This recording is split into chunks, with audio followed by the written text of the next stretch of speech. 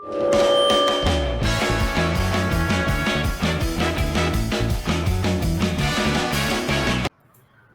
e saco. Bom dia, tarde, noite, madrugada, pessoal, a depender do horário que você estiver assistindo. Selmocast especial aqui. Hoje a gente vai falar sobre a Ilíada. O Gabriel está bastante animado já. Mas vamos lá, a gente vai falar sobre a Ilíada para quem não conhece a Ilíada, principalmente, né?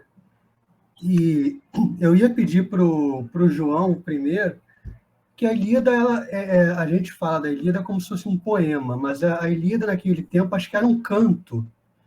Os poemas são todos os cantos, que o João podia explicar um pouco disso, o que é mais ou menos, do que se trata, porque naquele período da Grécia, é uma história que naquele período da Grécia as pessoas se reuniam nas praças para ouvirem histórias sendo cantadas, não é isso, João?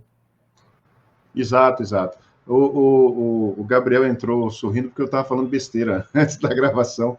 Ele deu crise de riso aí. Selmo, uma maravilha estar aqui com vocês, meu amigão Gabriel, com o Selmo também, já fizemos podcast, é um prazer. Partindo da pergunta do Selmo, a Ilíada, na verdade, porque assim, lembrando que Grécia Antiga não tem internet, não tem jornal, né?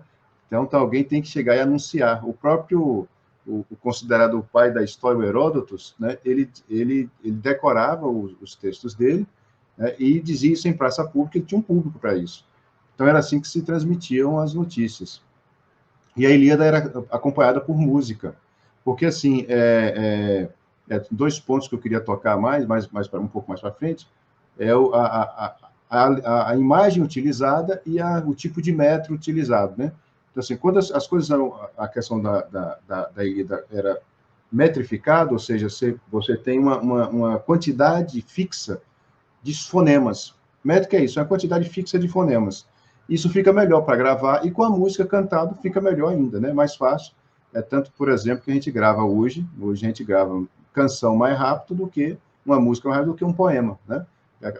A melodia ajuda na memorização. Então, a Ilíada era assim, né? Cantada para um público.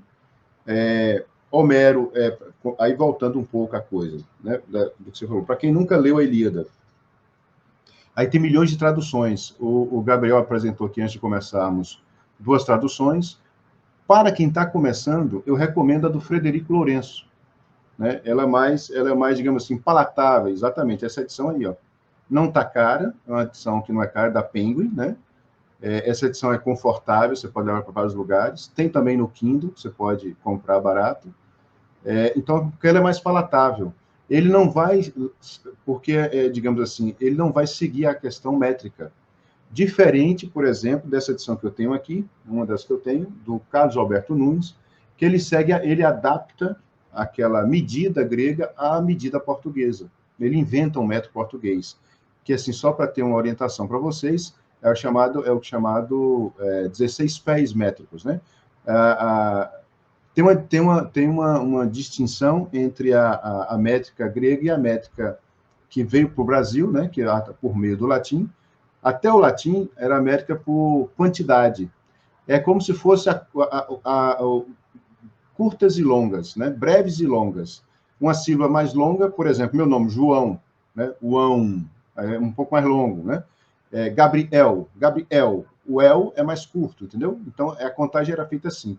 Na nossa língua, que vem do latim, até o latim era assim, mas nas línguas neolatinas, na sua grande maioria, no inglês ainda é quantitativo, na contagem na poesia, no português ela é de tonalidade, de altura, de intensidade. Na verdade, ao fim e ao cabo, são a mesma coisa, né?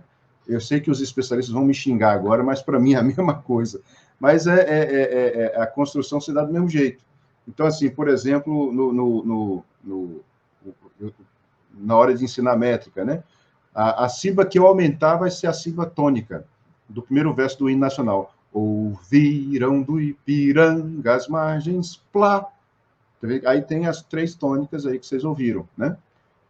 Conta-se até a última tônica em língua portuguesa. Em grego, não. Em grego era quantidade. Então, o pessoal pensa que é muito pouco a questão de aliar um verso, um fonema, né, longo e um fonema curto. Mas se você dá para fazer essa variação milhões de vezes, é igual 1 e 2, então 0 e 1 na internet, né? 0 e 1 você consegue fazer tudo. A mesma coisa na métrica grega. Então, basicamente, métrica, a questão da métrica é isso. Vou te mostrar para vocês como funciona essa adaptação do Carlos Alberto Nunes.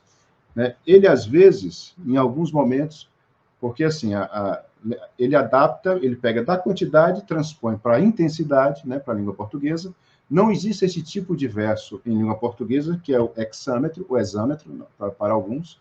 Né? Esses 16 pés métricos, os pés aqui são no sentido das tônicas, né? Onde estão as tônicas.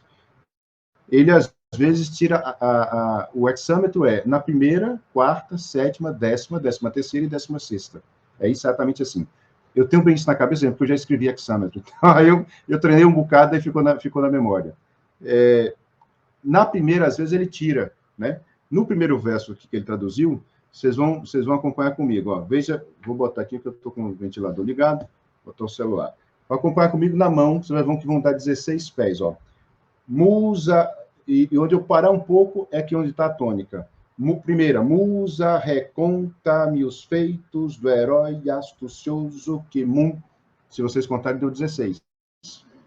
E dá na primeira, na quarta, sétima, décima terceira e 16ª. Então, ele fez isso na Ilíada toda. Ele fez isso na Ilíada e na Odisseia.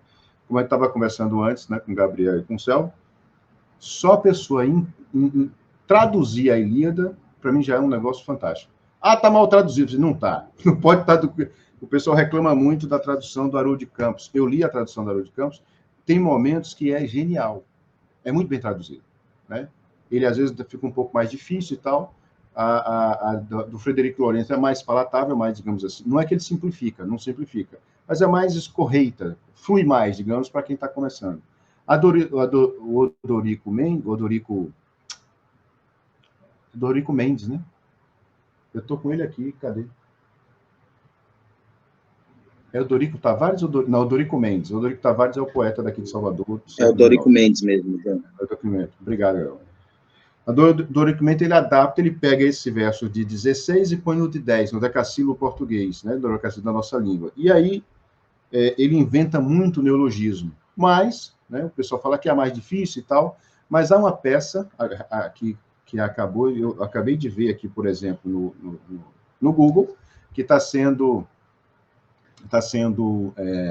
levado a palco agora. Eu só me lembro que um ator, uma das atrizes é a Letícia Sabatella, o ator não me lembro o nome. E eles fizeram a Ilíada recitada em palco, em forma de teatro, com a tradução do Dorico Mendes, e todo mundo adorou. Então dá certo. Deu certo. Não é, agora, para ler, ela é um pouco mais complicada, porque ele cria muitas novas palavras, neologismo, mas algumas edições tem o rodapé e vai explicando, né? Então, se vocês deixarem eu falar, eu falo para caramba, então é melhor passar a palavra para Gabriel e eu calar um pouco a boca. Mas basicamente é isso, para quem está começando, né?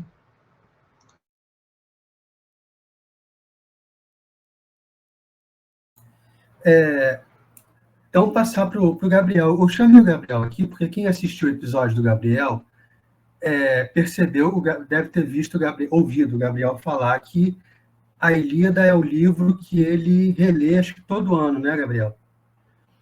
Então, ele tem uma noção da importância da Ilíada, que eu acho que seria interessante ele trazer para a gente por que ele considera importante, o que leva o Gabriel a ler todo ano a Ilíada. Loucura na cabeça.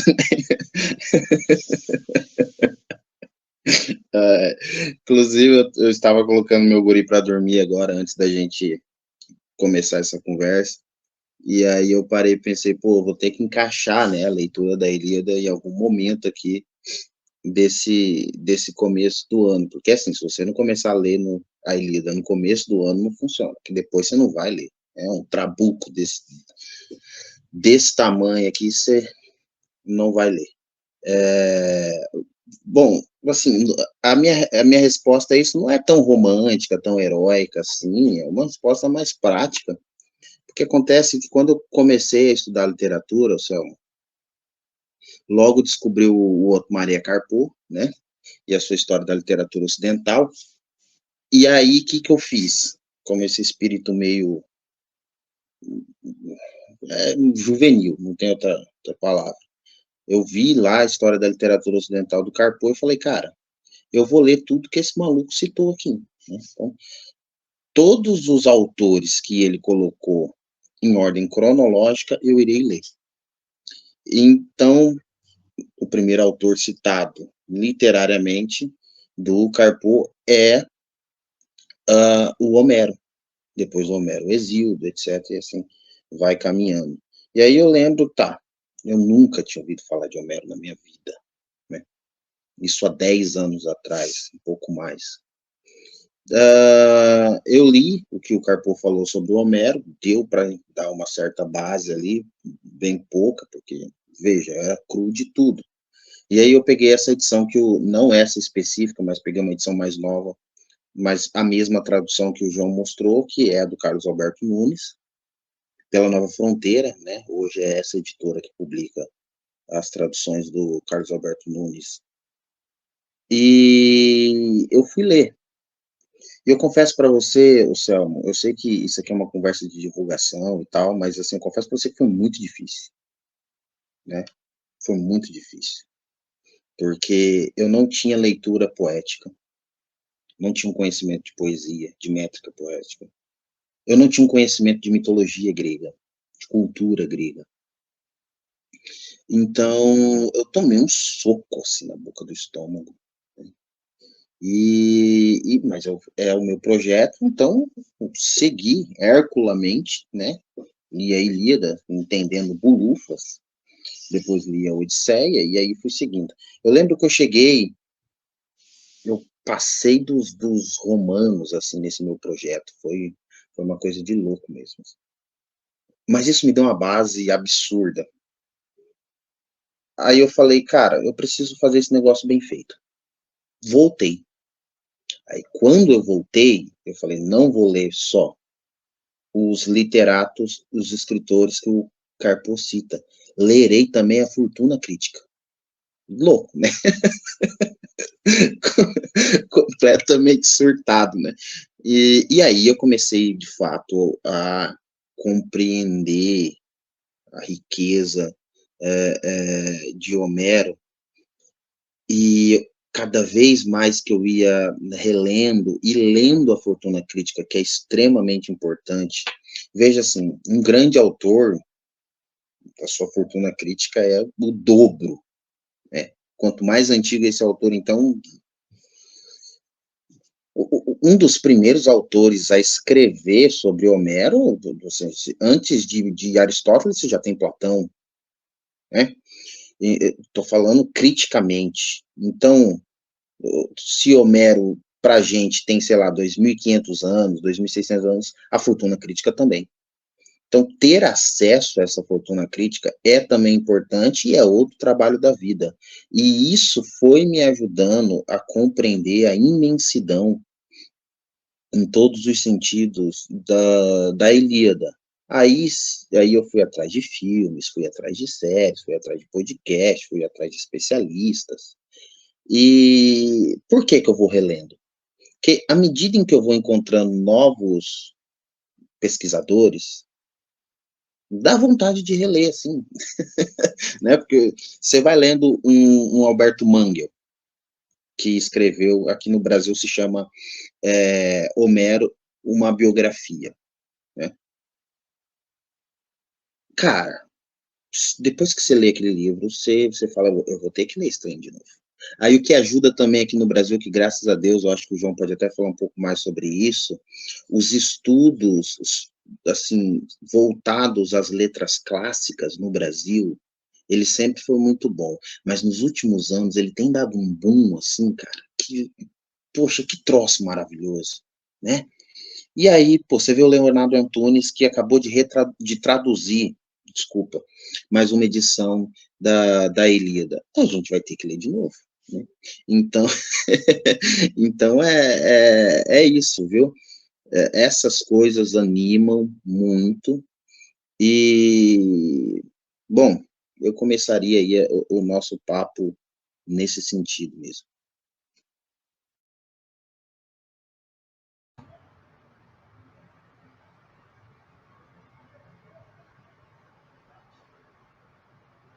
Eu acho, aí, voltou. Você botou o som. Pode falar. Não, era para você falar. Pode falar. Uma dica de como ler, né? O Gabriel falou uma coisa muito interessante aí, muito importante, que é o seguinte: eu não conhecia nada, ele não conhecia nada de literatura e foi lá e pegou ele. Eu acho que o pessoal fala, não, é um livro que eu não posso ler, que eu não consigo ler. Não, tem que ir lá mesmo, pode sim. A líder era para criança grega, era dado na escola, é um livro que funda uma civilização. Então, todo mundo pode ler e deve ler. Primeiro que é uma história que tem um eixo maior e histórias depois, pequenas histórias ali como afluente de um grande rio, né? Então, assim, tem uma dica que eu peguei com Mortimer Adler, que me ajudou muito a ler esses grandes livros, livros clássicos de poesia, né? Os épicos, né? O Camões é a mesma coisa, o Milton é a mesma coisa. Funciona, é a mesma técnica. Como não se vai ler uma vez só, então você lê de uma vez, de uma tacada direta. Pruf, lê de vez. Começou, não estou entendendo, não importa. Você vai pegar o miolo. O miolo você vai pegar. É como se assistir um filme, do início ao fim, um trailer. Porque a Ilíada, na verdade, é um grande trailer, com muitas aspas, claro, né? Então você vai ler todo, porque esse miolo vai ficar na sua cabeça como uma imagem. Depois você vai ler, vai saber quem é deusa tal, deus tal, como é que funcionava a mitologia grega e tal, como é que funcionava até mesmo um pouco da geografia, né? Porque, assim, como o Gabriel falou, um livro que é do 8º século antes de Cristo. Então, você imagina o tanto de tempo que tem um livro desse. Um livro que funda civilizações e depois que a civilização grega cai na decadência, os romanos continuam o trabalho e até mesmo a escolástica continua o trabalho, então não para. Nunca parou. E aí, como veja, no Brasil, 2024, temos grandes nomes traduzindo, lendo, fazendo crítica de Homero. Crítica de Homero. Né? Minha querida amiga Vanessa Almeida, né, que tem aqui um perfil no Instagram, né, literatura grega, acho que todo dia, um negócio assim, e ela é professora de grego, né, ela é do Ceará, e está lá escrevendo, falando, e tendo curso em grego, fazendo curso sobre Homero, sobre a literatura grega, sobre o teatro grego. Então, assim, leia de uma vez só. Não é para mim, é para você sim, não tem dificuldade. Senta, leia, faça como o Gabriel apontou, pegue no início do ano e vá. Leia tudo, e depois você vai voltar aos poucos, ler um trecho, entendi aquilo, entendeu? Entendi aquilo outro. Vá ver, quero entender um pouco mais, vai ver veja esse podcast, veja outros, veja, até você ter um acervo grande do que é a Ilíada. É assim que um livro clássico como esse, não se lê como se lê um best-seller. Você, numa viagem, lê o best-seller e depois joga pela janela, né? Não é assim. Você lê um livro desse, que depois você vai saber quem foi Homero. Homero não existiu, não sabe quem é Homero. Vai ter a questão homérica, né, que atravessa os séculos. Né? Então, você vai lendo aos poucos, andando passo a passo esse terreno, lentamente, que é um poema, né? Você não vai ficar só na Ilíada, você vai ler a Odisseia também, né? Que é uma outra coisa. Então, assim, é aos poucos mesmo e com muita vontade de ler, né? E não é para mim, é para você sim, é para todo mundo. Não tem isso assim, eu acredito aqui, eu conheço um pouco da história do Gabriel, nós viemos de famílias muito pobres. Não tem isso, hein? É para você e dá para ler, não vou entender. Vai sim, não tem nenhuma palavra difícil, você olha no dicionário. A leitura dessa é lenta mesmo, né? Ninguém sabe todas as palavras, então é isso mesmo, o dicionário está aí para ajudar. Eu estava falando mais ou menos isso no episódio do Diogo Gugues, porque eu estou passando por isso com a Divina Comédia. E a Divina Comédia tem um detalhe que o Dante está passeando pelo inferno e ele encontra, sei lá, o vizinho dele está no inferno, é uma coisa assim. Então, a gente fica tendo que buscar as referências, tipo, quem é esse cara? Não faço ideia. É um trabalho, mas é um trabalho recompensador. E a Ilíada, até, nesse sentido, acho que ela dá até menos trabalho do que a Divina Comédia. Porque o Homero ele não fica fazendo tanta... O Homero está contando uma história ali, a gente já vai falar disso, mas ele não está lhe mandando recadinhos na poesia dele como o Dante. Né? o Dante no Twitter seria uma coisa horrível. Então, o Homero tem essa vantagem, você não vai ter muitos significados ocultos, a coisa é mais ou menos explícita, e é mais... A Ilíada é mais ação, né? É mais uma parte de um filme de ação, são dias de uma guerra, né?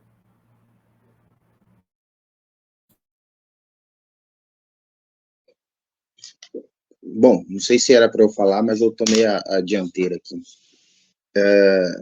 Bom, em primeiro lugar, como é bom ouvir o João, né? O João fala muito bem e explica bem qualquer coisa. Ô Selmo, bom, vamos tentar contextualizar um pouco, assim, né? O Trajano Vieira tem uma palestra dele na ABL sobre a Ilíada, que é uma palestra maravilhosa, assim, né? Eu recomendo várias palestras na ABL, aí o pessoal quando vai assistir, mas é palestra lida, né? Assim, tem coisa que cansa a gente, né? Cara, assim, nem tudo é açúcar, né? Nem tudo é açúcar. Tem hora que, assim, a gente precisa de uma certa contemplação mesmo. Se é lido, senta e presta atenção, né? Uma hora você vai entender. E outra, tá gravado. Por que você precisa ouvir aquilo próximo uma vez só, etc. Tá. Então, vale aí a indicação. Trajano Vieira, um dos tradutores da Ilíada, tem uma palestra na ABL, lida, e bem no iniciozinho da palestra, ele fala assim que a Ilíada e também a Odisseia, como o João muito bem trouxe, são criadores, né, obras criadoras de uma civilização, mas também são criadoras de grandes gêneros, não só no estilo mais formal, que a gente está falando de uma epopeia, né, de uma épica, mas num estilo diria um pouco mais transversal, assim.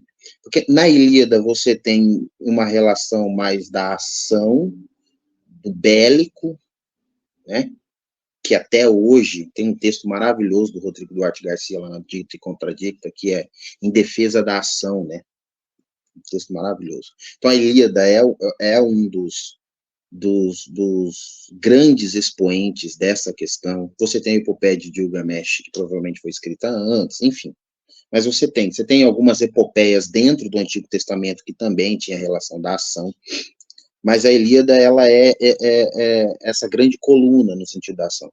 E você tem a Odisseia, que para o Trajano Vieira é um dos grandes gêneros, um marco inicial do romance, né, ou da peregrinação, que também está junto à relação do romance aqui no sentido romântico, né, não no sentido do gênero. Então tá, para contextualizar um pouco mais a questão da Ilíada, muita gente vai ler a Ilíada achando que vai encontrar lá o cavalo de Troia, coisas do tipo, né? Isso não tá lá, tá? A Ilíada é um recorte, como o João trouxe, ali, um trailer do que foi a Guerra de Troia, uma guerra que aconteceu, segundo alguns historiadores, era uma guerra que já iria acontecer, né? O relato do rapto de Helena, ou alguns dizem que não foi rapto, ela foi porque quis, é só uma romantização mitológica para algo que, porque assim, Ilion, né, por isso que vem de Ilíada, que é como os gregos chamavam Troia, era uma cidade muito rica e etc. Então, era uma cidade que valia a pena guerrear. Quando você tem a questão mitológica por cima, que é o rapto de Helena e parará, então isso embeleza todo. Eu prefiro a história do rapto de Helena, que é muito mais legal, né? Ver um monte de nego brigando porque um foi corno. Isso é maravilhoso, né? Então, assim, eu vejo, João, depois eu queria te ouvir sobre isso, o pessoal falando, alta literatura, que não sei o quê. Irmão, a Ilíada é a história de um corno, né? Então, assim, claro que isso é muito bem contado, etc. Mas, pô, né, sejamos sinceros, é a história de um corno. Então, o Homero decidiu contar alguns anos dessa história, no final, o finalzinho dela, ali, né? E o recorte dele é menor ainda, mas ela se passa por um personagem principal, que é o Aquiles. E eu diria que é uma das minhas hipóteses, dois personagens, porque a ira do Aquiles, ela é muito forte. Ela é tão forte quanto o Aquiles. Às vezes, os dois são a mesma coisa, né? A cólera, etc. E ela conta sobre essa questão da ira do Aquiles, da briga dele com Agamenon, ou Agamenon, depende aí da sua, da maneira em que você fala, e a morte de Patroclo, depois a morte de Heitor e o pai de Heitor Príamo indo buscar o seu filho. Basicamente, eu disse para você aqui o enredo inteiro da Ilíada. É isso, né? Dá para a gente entrar agora em alguns pormenores a respeito disso. O Donald Schuller, eu estou com o livro aqui do lado, depois dá até para a gente conversar a respeito disso. Ele escreveu esse livro aqui, A Construção da Ilíada, e ele vai trazer essa tese de que a cólera do Aquiles, ela é uma personagem, mesmo quando o Aquiles não está. Mas eu vou guardar isso daqui para a gente conversar um pouco mais para frente. Tá certo. Não conhecia essa tese, mas essa coisa que você falou do corno é bem verdadeira, né? É exatamente isso, né? E depois,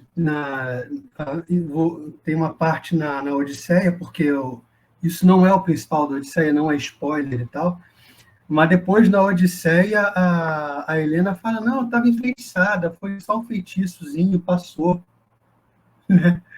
Então, mas... E a Odisseia também é igualmente importante, se você conseguir passar pela Ilíada.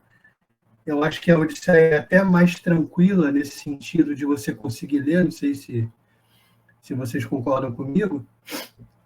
Então, eu queria mostrar para pessoas, até para pessoas que falam, mas eu não tenho jeito para poesia não é para mim, eu não consigo. Eu acho que consegue, sim, e dá um trabalhinho um pouco, mas recompensador. Vamos ver o que o João vai falar para a gente agora. Não, com certeza é para todo mundo, cara. Eu acho assim que as bibliotecas deviam existir, ficam sempre abertas para quem quiser ir, entendeu? Aqui a gente tem uma tradição de não gostar de ler no Brasil, tem um pouco disso mesmo, né? Não gostar de estudar. Então, a poesia, ela tem uma certa... Principalmente a poesia moderna, ela dá uma... E aí não é culpa nem do público, é da própria poesia mesmo, dos próprios poetas, ele tem um certo hermetismo, meio fechado, né? Um livro que mapeia bem isso, ele usa o jargão, né? Esses livros que a gente está citando, aí a crítica ela vai usar o jargão, porque é de cada área também, né? Aí, se você quiser, você pode adentrar, a pessoa quer pode entrar, mas se você for ler um livro de economia, vai usar o jargão da economia, né? Se for da política, a mesma coisa, da medicina e assim sucessivamente. Então, na crítica literária, o jargão às vezes pesa um pouco. Então, um livro que mapeia bem essa questão do hermetismo na poesia é a Estrutura da Lírica Moderna, do Hugo Friedrich, né? Ele mostra como a poesia moderna é uma outra coisa, né? Não está dizendo que é melhor ou pior que a poesia antiga, mas é uma outra coisa. E tem um afastamento mesmo, o público acaba se afastando um pouco e realmente fica mais difícil. Mas na Ilíada não, é tudo muito claro, é como o Gabriel colocou, citando o Trajano. Na verdade, quase um romance. É uma história longa, contada, né? Idas e vindas, ali você vai ver que às vezes a Grécia, os gregos, os argivos, né? Vamos falar como as palavras como o pessoal mais conhece hoje. Os gregos avançam, e outras vezes recuam na batalha, nessa ida e vinda. Você vai ver que ao longo do livro todo tem essas idas e vindas até realmente ter um desfecho lá, que na verdade é um desfecho, entre aspas, no fim da guerra, né? A guerra começa, já tem alguns anos já de guerra acontecendo, o livro começa o pau está comendo há um tempo, né? E termina ainda com a morte de Heitor lá no final, não fecha o livro, né? Mas você perguntou isso aqui assim, sim, dá para ler de forma tranquila, não tem nenhum problema. Não tem palavra difícil. Se assim, não sei, não conheço nada de mitologia grega, não tem problema. Né? Depois, como eu falei, lê tudo de uma vez, não é um problema, você vai lendo aos poucos, e você lê de uma vez só, quer ver, na verdade, depois volta lendo aos poucos, e poesia afasta muito, por causa muito disso, por causa da poesia moderna, né? Só para ter uma ideia rápida, na poesia acontece uma divisão, há um divisor de águas na poesia com o Charles Baudelaire, publicando As Flores do Mal, talvez o primeiro grande poeta internacional, de fama internacional, na França, né? Em 1850. Ali tem uma mudança drástica mesmo no que era poesia, no que vinha a ser, né? É tanto que, dali para trás, né, até a Grécia, até Gilgamesh, que talvez seja um pouco mais antigo que o próprio Homero, poesia nunca era... Você não tinha, digamos assim, uma estética do belo grotesco. Você não tinha isso. Quando a coisa era feia, era mostrado como feia. Aquilo ali não é virtuoso, né? Esses compartimentos, digamos assim, do belo, do bom e do verdadeiro eram muito claros, né? Então, na poesia moderna, isso mescla tudo, né? Não por acaso também acontece até no formato prosa, no sentido do ensaio, né? O ensaio é tipicamente moderno. O ensaio com Montaigne, você vê que ali ele mistura tudo. Montaigne, por exemplo, nos ensaios, ele fala desde da metafísica até, eu vou usar a palavra aqui, me perdoe, até de peido. E fala mesmo, ele fala em tudo isso, né? Mas eu quero voltar ao ponto do tema central da Ilíada ser uma história de corno, e é isso mesmo, né? Os especialistas, né, ali, principalmente do final do século XIX, início do XX, mostram o Paris, né, que rouba a Helena de Agamenon e leva para Ílio, para Troia, mostra ele como, em palavras modernas, metrosexual, né? Porque ele era todo preocupado, não, meu escuro, não, minhas unhas, é assim mesmo. Os caras olham assim. Eles usam uma palavra mais terrível em inglês, né? Mas vamos chamar de metrosexual em português brasileiro hoje. E interessante, quando eu leio... mas antes de entrar nisso, se formos pegar os temas da literatura de todos os tempos, em vários países, né? Vocês escutaram um fundo musical e minha mulher espirrando, né? Os temas se repetem: amor, morte, traição, né? Sentido ou falta de sentido. Os temas não mudam muito. Eles têm gradações e perspectivas diferentes, mas os temas são da velha condição humana, né? Então, por isso que é bem colocado que é uma história de corno mesmo. O cara tomou um corno, agora... não sei se o Céu vai ter que cortar isso, mas eu sempre me penso assim, Helena, né? Eu penso assim no Chibiu Power, né? O poder do Chibiu, a mulher fazer uma guerra dessa, né? Que é só ela, né? Ela que é a figura. Então eu chamo do Chibiu Power, né? O poder do Chibiu. Mas com a leitura da poesia, como qualquer outra época, não se sinta amedrontado, não, né? Porque, assim, com certeza vai ser um pouco mais difícil em alguns momentos e tal, falando da poesia mais moderna, né, de Baudelaire para cá, né? Mas não se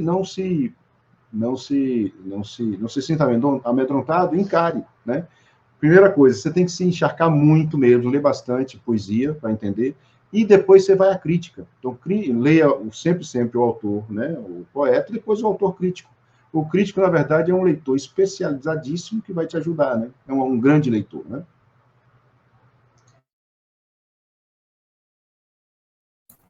E as edições que a gente tem hoje em dia, da Ilíada, da Odisseia, no meu caso aqui, da Divina Comédia, da editora 34, todas elas têm notas embaixo que vão te ajudar. Eu imagino que as edições de vocês aí também tenham notas explicativas de rodapé, que para um leitor iniciante fazem toda a diferença, né?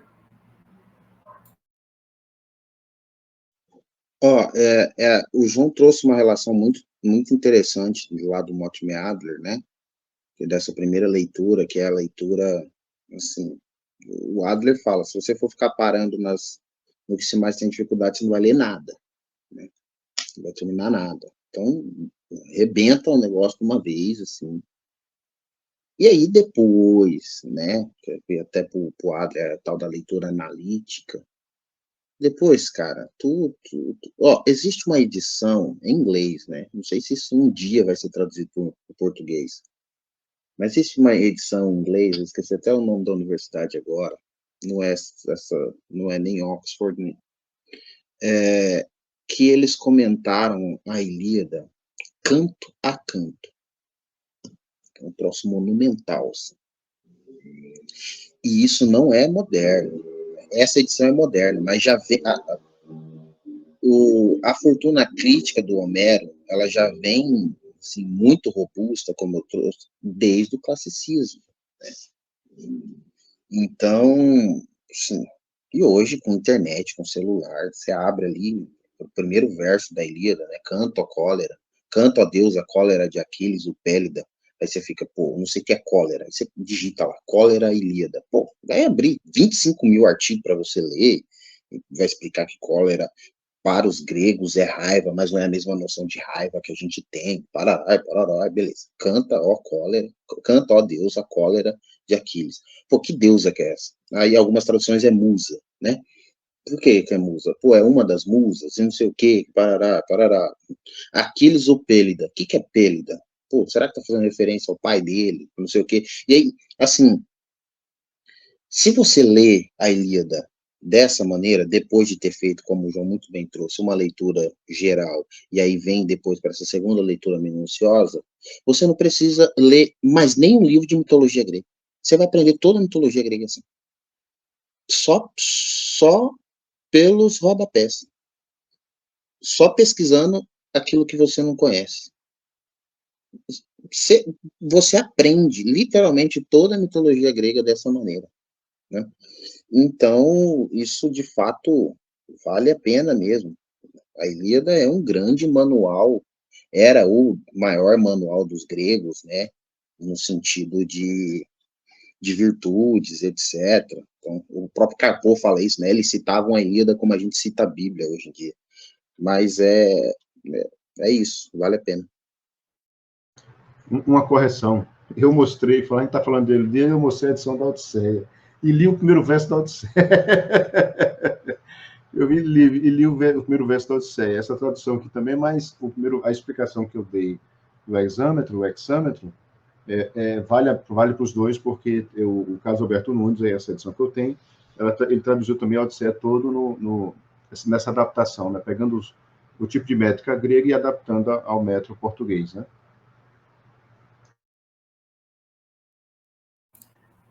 Por que no mundo de hoje vocês acham que é importante a Ilíada no meio do que a gente vive, nosso dia a dia, nosso cotidiano? Que diferença vocês chutariam que faz a Ilíada, que vocês diriam? Eu prefiro ouvir o João aí. Ouvir o João é muito bom. Se quiser me perguntar mais nada, só ouvir o João pode. Olha,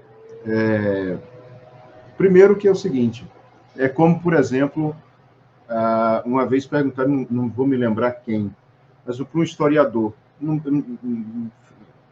o HD está um pouco velho, então não vou me lembrar quem, mas o seguinte, se você não tem a Bíblia como referência, mesmo que você seja ateu, se você não tem a Bíblia como referência, você não vai saber nada das artes plásticas no Ocidente durante aí 2000 anos.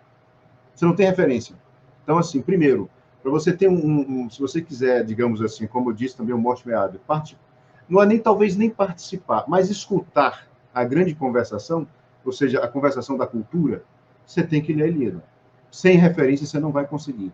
Pessoal, é isso que o Gabriel acabou de falar.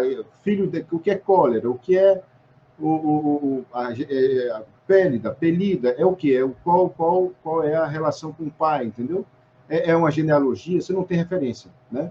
E nem mesmo para, digamos, você quer fazer o pessoal está com um problema e quer fazer quer fazer psicanálise, né? Quer se submeter à questão ao divã da psicanálise. Freud utilizou, né? As teorias freudianas são baseadas na Ilíada e no teatro grego.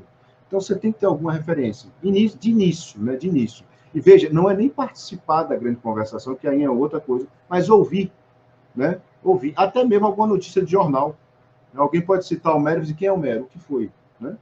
Quem atirou em quem, né? A pessoa fica perdida. Então, assim, primeiro isso, e veja que eu estou falando uma coisa primária, né? Uma segunda coisa é que, veja, é um livro que funda uma civilização, que mantém né, que é fundamental para uma civilização. E, assim, outra coisa primária, se você não conhece o passado que vem dar no Brasil, né, você vai ser aquilo que os gregos chamavam de idiota. Idiota é se a sua referência só fica em torno de você mesmo. Você fica preso, a acepção primeira é essa, né? O seu horizonte de percepção é muito estreito. Então, quando o pessoal fala, não, no máximo que eu conheço até os meus avós. Veja, uma percepção estreitíssima. Quanto mais você alarga sua percepção imaginativa, literária, né, artística, filosófica, mais você tem compreensão do mundo e de si mesmo. Isso é básico, né? E você começa, até mesmo na vida pessoal mais profunda, se você tem, por exemplo, algum problema psicológico, alguma dor que você está sentindo, que não é exatamente estrutural, né? Não é estômago, não é isso, mas pode ser uma dor, digamos, anímica, psíquica, você não sabe o que é, e com esse alargamento da sua percepção, você vai começar a dar nome à sua dor. Você vai saber caminhar dentro da sua própria dor. E quando você dá nome às coisas, você começa a ter algum pertencimento sobre elas. Você começa a dominá-las. Você problematiza. Então, veja o que está tudo envolvido com a leitura da Ilíada. Se você lê, aí tem um outro lado, que é o lado também que tem um pouco de idiotice, né? Que é, se você lê a Ilíada simplesmente para dizer que leu nos salões, ou então nas redes sociais, aí não vale nada. Aí é a mesma coisa que você não ter lido.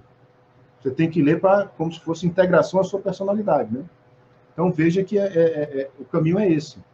Né? E toda a literatura é assim, porque você amplia sua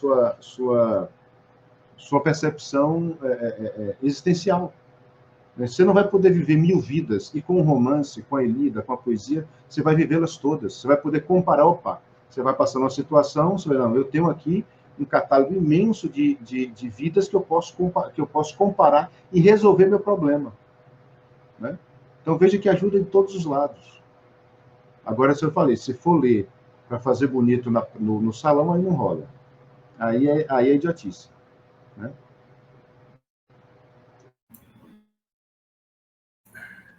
E tem um aspecto, João, mesmo o cara que só consome, vamos dizer assim, Hollywood, séries de TV, coisas assim, ele vai ter muito mais referências, vai entender muito, vai perceber as diferenças, porque, no final das contas, quem está produzindo para ele tem a Ilíada como referência e está repetindo de diversas formas, né? O que está na Ilíada.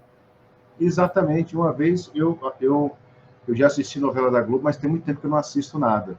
A gente não tem nem televisão em casa, porque queimou, a gente ficou com preguiça de levar para o conselho, de comprar outra, e tá caro, enfim. Acabamos não mudando, né? Mas tem até que ter uma TV para assistir filmes. Para assistir filme aqui onde eu estou falando com vocês, no computador.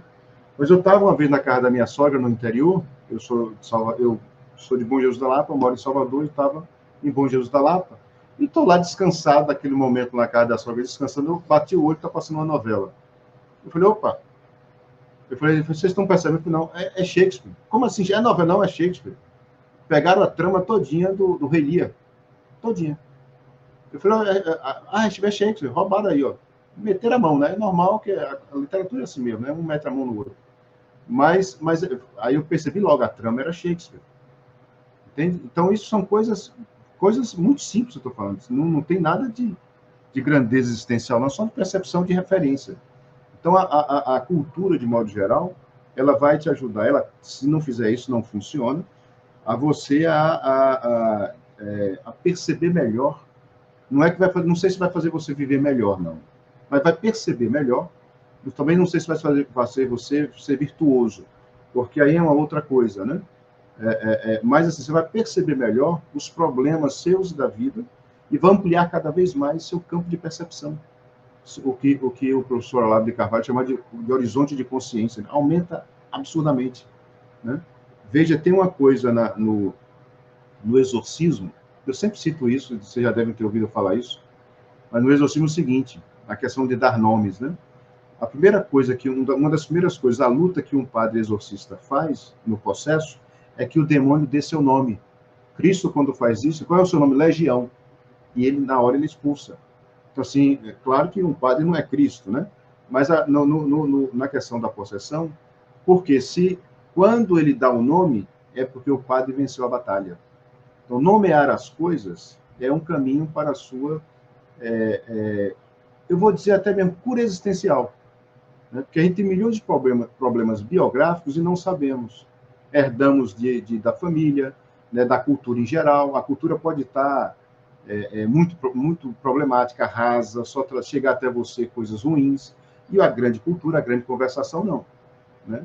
Você vai ouvir essas figuras todas, de Homero a Adélia Prado, né? Fazendo aí uma parábola de mais de 2.000 anos. 2.000 anos não, né? Uns 4.000 anos aí. E isso vai com que vai fazer você dar um certo caminho existencial mesmo. Né?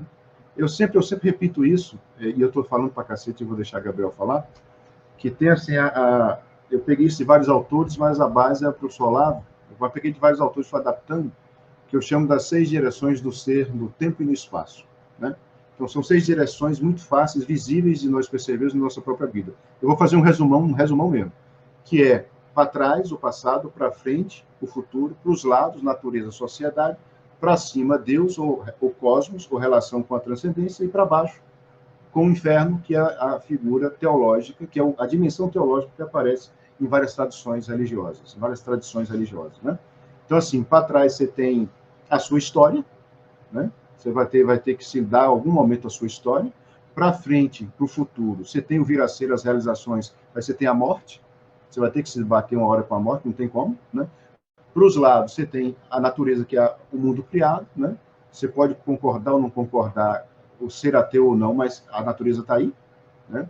E do outro lado, você tem a natureza, você tem a sociedade, que é as relações todas, né? Mínimas que sejam, mínimas, né? Eu sempre cito um copo, né? Você imagina quando apareceu na civilização humana um copo pela primeira vez. E aí, não sei quantos milênios, está aqui a forma copo na minha mão.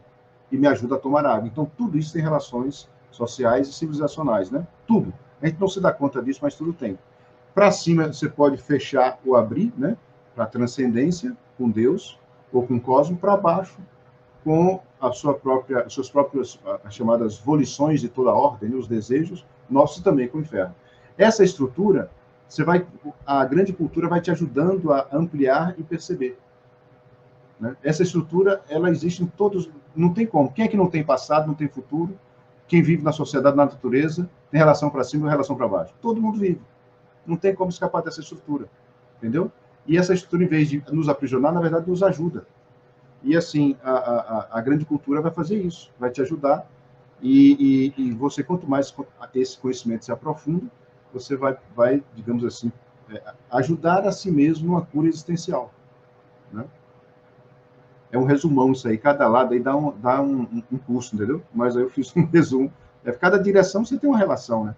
E só para fechar, a pessoa pode negar a relação para cima, pode negar seu passado, não quer saber do futuro, pode negar, mas ela vai virar, ela está lá enquanto potência. Ela não, você pode negar a realidade, mas ela continua existindo, entendeu?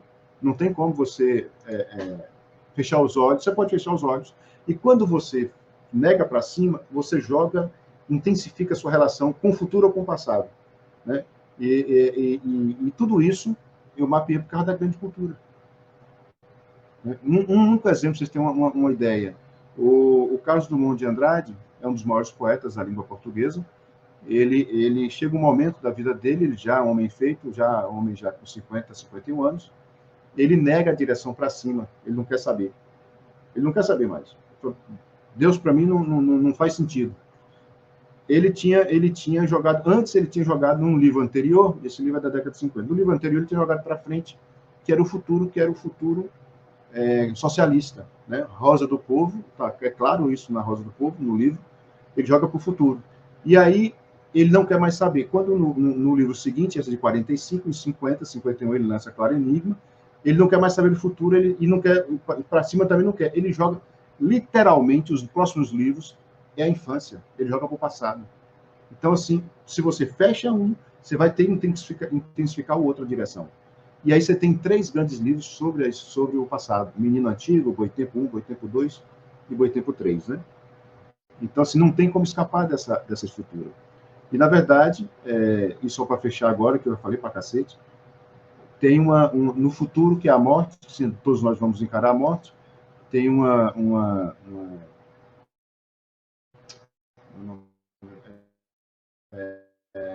australiana, uma enfermeira australiana que cuidou de muitas pessoas no leito de morte, 70, leito de morte próximo, né? 70, 80 anos, e ela fez isso aqui que eu estou falando, que vocês vão achar em abundância na internet.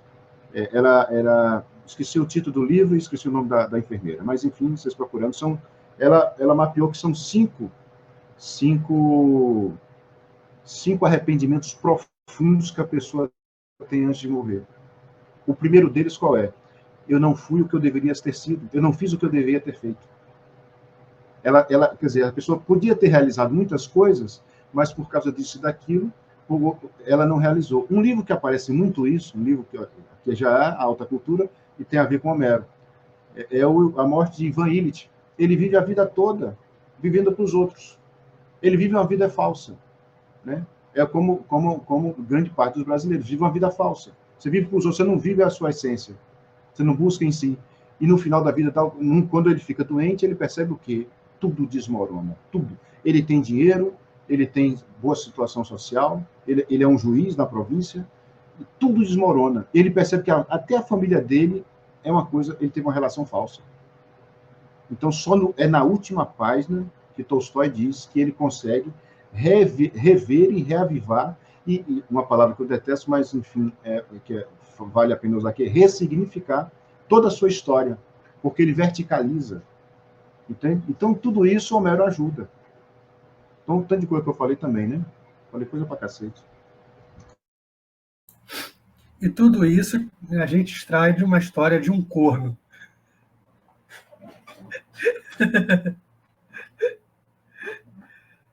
O que não rende um chifre, né?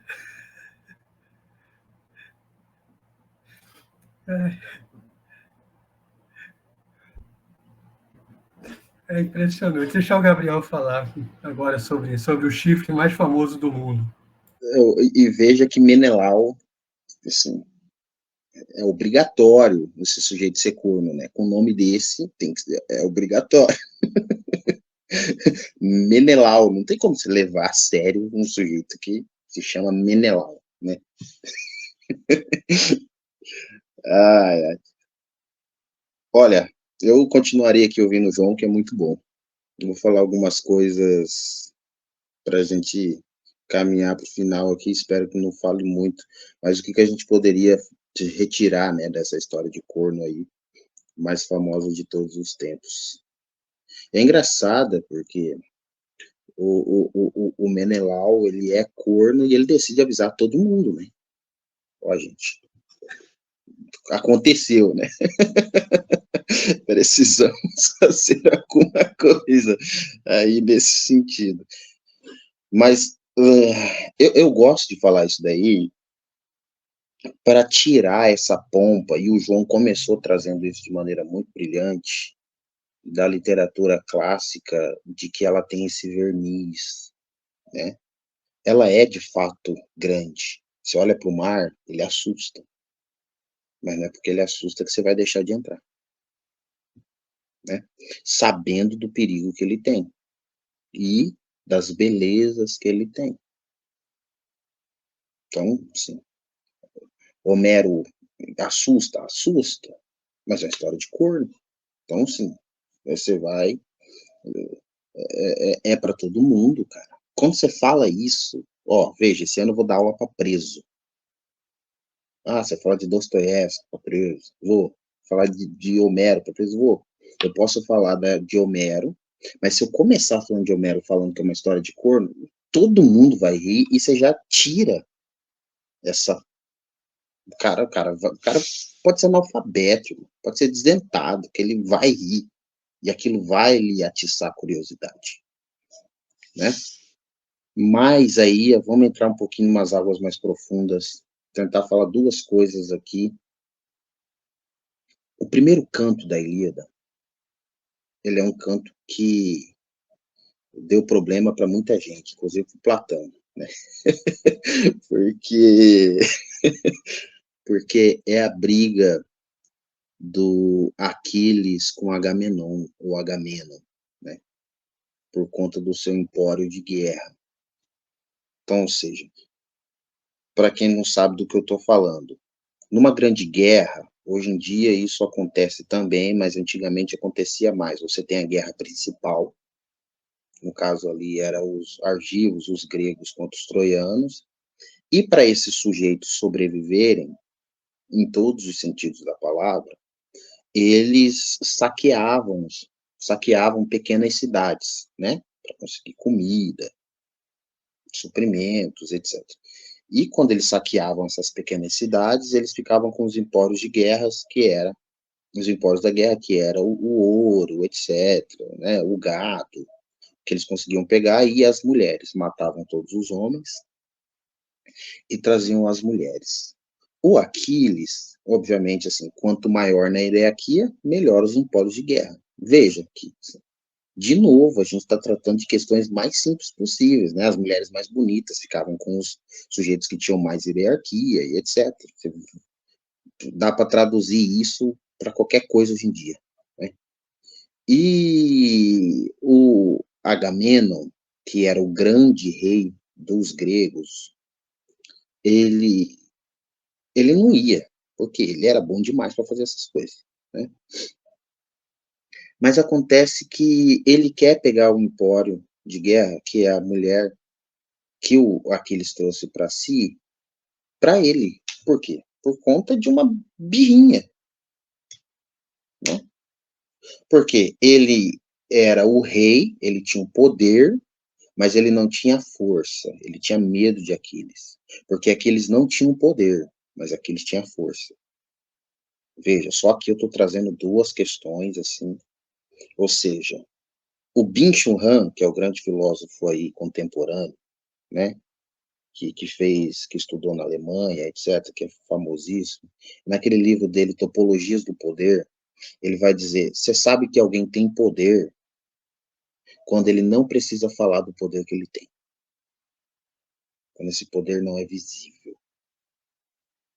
Quando você entra, com criança isso é muito importante, né, o olhar do pai. Quando você entra na sala, o pai olha e a criança recua. Você fala assim, pô, esse pai tem poder.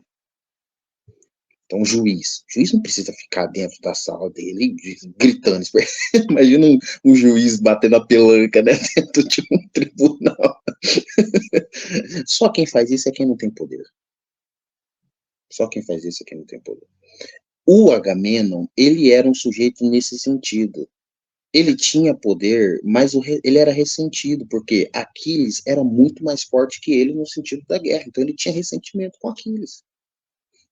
Então, ele pegava essa questão de ressentimento dele, no sentido do poder que ele achava que tinha mais, e o Aquiles, que achava que era muito mais poderoso, e de fato, no sentido da guerra, era mesmo. O Platão vai olhar para isso e vai falar: essa é a briga da juventude contra a tradição. É isso que os poetas estão querendo. Olha o tanto de coisa que eu estou falando no canto 1 da Ilíada. Essa história de corno. Então, veja, isso é maravilhoso, isso nos ensina coisas excelentes. E aí eu poderia continuar trazendo, por exemplo, a segunda coisa, isso não está na Ilíada, mas vale a pena para vocês lerem, quando o João fala a respeito do nome, e o Ulisses, que era muito esperto, quando ele fica preso, enfim, em um dos lugares que ele fica preso, né, com um ciclope, etc., ele, para fugir do ciclope, ele fala para Ciclope que o nome dele é Ninguém. Né?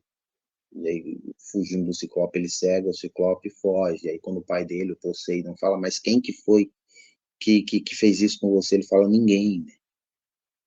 Ou seja, duas coisinhas, assim, primeiro canto, questão da tradição, progresso, questão da briga da juventude com os mais velhos, brigas geracionais, briga de poder, enfim, tudo isso.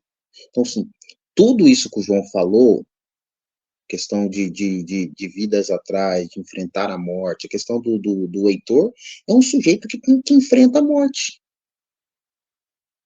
Como eu falei, para não ficar me repetindo, né, na minha fala aqui, quando foi entrevistado por você, sobre a questão do Heitor, Heitor é um sujeito que enfrenta a morte, por isso que, para mim, ele é um dos melhores personagens da cultura ocidental, né? É um cara que deixa a família e enfrenta a morte, cara.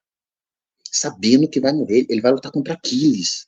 É eu indo jogar bola, sei lá, contra o Messi, no Maracanã lotado.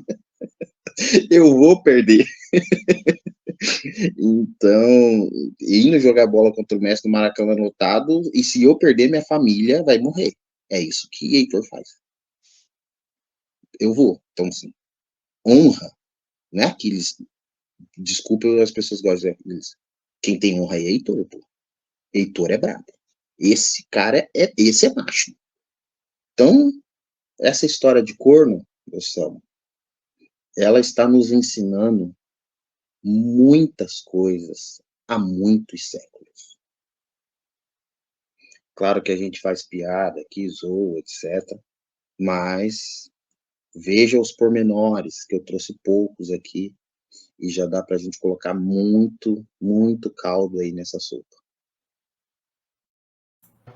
São pormenores de um livro que tem aí por baixo umas 500 páginas para você, de versos, de história, de deuses interferindo na decisão dos humanos, né, do Ares se metendo a Atenas e tudo nessa história. E você falou, Gabriel, no seu episódio, que está recente para quem quiser assistir, que o Heitor simboliza exatamente as virtudes cristãs ali, né? Ele está ali, é o sacrifício cristão da coisa. Ele é porque o Aquiles ele é o herói numa perspectiva ali da antiguidade, mas para uma perspectiva posterior cristã atual, o herói seria Heitor justamente por conta desse sacrifício que você falou aí. Então, e são pormenores que a gente vai pegando ao longo de duas obras que são grandes, né? Você pega as edições de vocês aí, não é pouca pagininha, é bastante coisa. É meio árido um pouco, mas é aquela aridez que vale a pena cruzar, né? Então imagina o tanto de pormenores, vamos chamar assim, que tem tudo isso que o Gabriel mostrou. Sua câmera deu uma subida. E tudo isso que o Gabriel demonstrou. Deixar o João falar alguma coisa.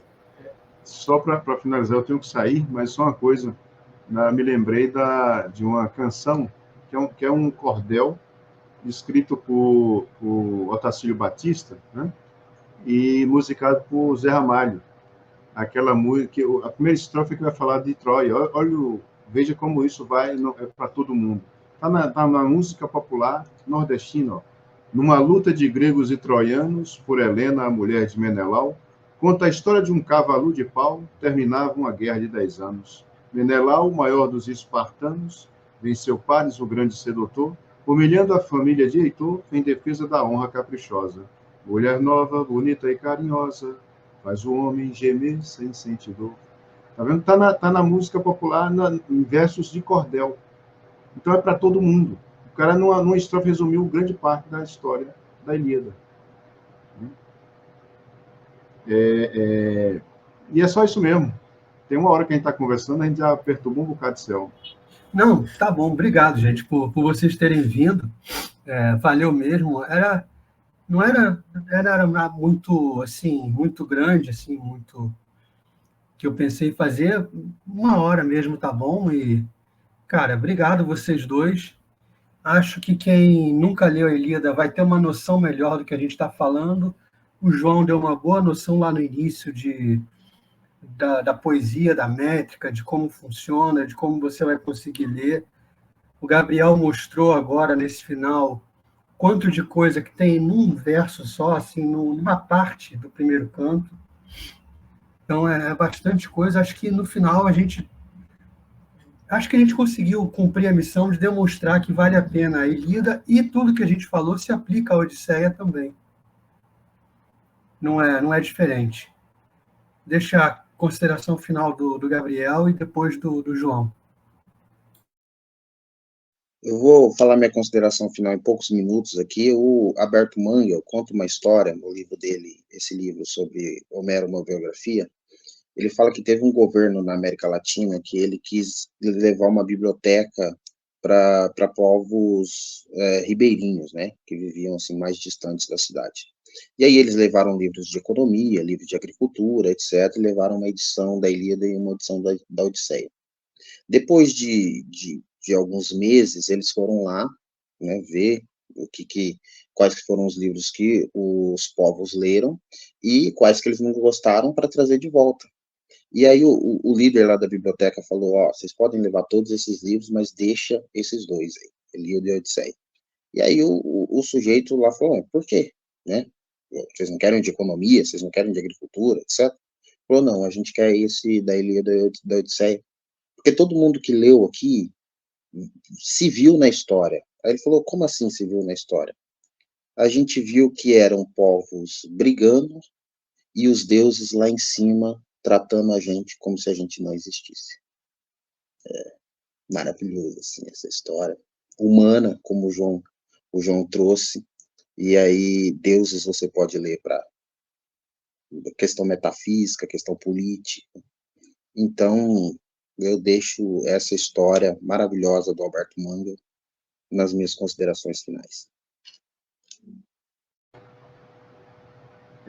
Essa história, Gabriel, está onde? Está em que livro? Você falou, não escutei.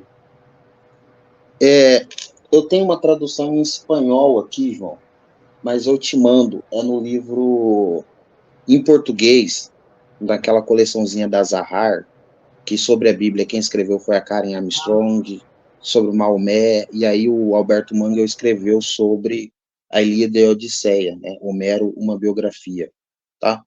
Mas em espanhol você acha mais fácil, em inglês também, em português, o pessoal tá vendendo aí, tem que vender seu filho para conseguir comprar. Eu só convido mesmo o pessoal a ler, não só a Ilíada, a Odisseia, mas os grandes livros da tradição ocidental e oriental, né? Não esquecendo que a oriental também tem coisas fundacionais, né? Temos grandes traduções no Brasil dessas obras todas, mais de uma, algumas da Ilíada e Odisseia, devemos ter no mínimo 4 traduções de todos os livros, né? Esses 2 livros, então é convidar mesmo, porque sim, se você só se enriquece com tudo isso, né? Veja que esse povo que você citou, o exemplo do Mangel, eles se reconhecem, né? Eles se reconhecem. E aí, veja que atravessa séculos, milênios, o pessoal lê como se fosse ontem. Então, é um convite que eu deixo para todo mundo, ler a grande literatura de todos os tempos. E não é difícil, não é difícil. É para todo mundo, né? Basta você querer, né?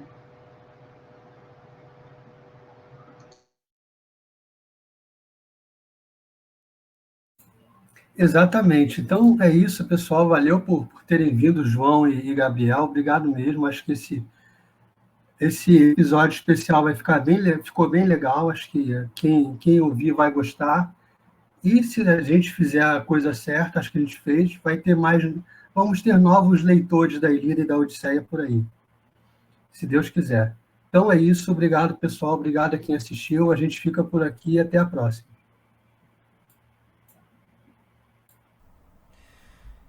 Pessoal, você acabou de assistir mais uma entrevista aí do Selmo Cast. E agora, ao final da entrevista, eu vou fazer aquele papelzinho de pedir por favor, passar o chapéu para quem puder dar uma ajudinha para a gente continuar o trabalho, enquanto o canal não for monetizado, tá? Então, quem puder contribuir com alguma coisa, o Pix é selmocast, o nome do programa, @gmail.com, tá? Sem BR. Então, se você tiver aí sobrando aquele R$10 da coxinha, se você tiver, sabe, aquele dinheirinho que você ia gastar num pastel, no cigarro, coisa do tipo, joga para cá alguma coisa para dar uma força, tá? Para esse Pix, para ver se a gente vai juntando aqui e tem equipamento melhor, coisas melhores, a gente consegue modernizar mais isso aqui, que a estrutura ainda está um pouco amadora, não tá perfeita, entendeu? Então, é isso, eu estou passando o chapéu para quem puder dar uma pequena ajuda para o Selmo Cash, tá? Qualquer 50 centavos aí é bem-vindo. Muito obrigado.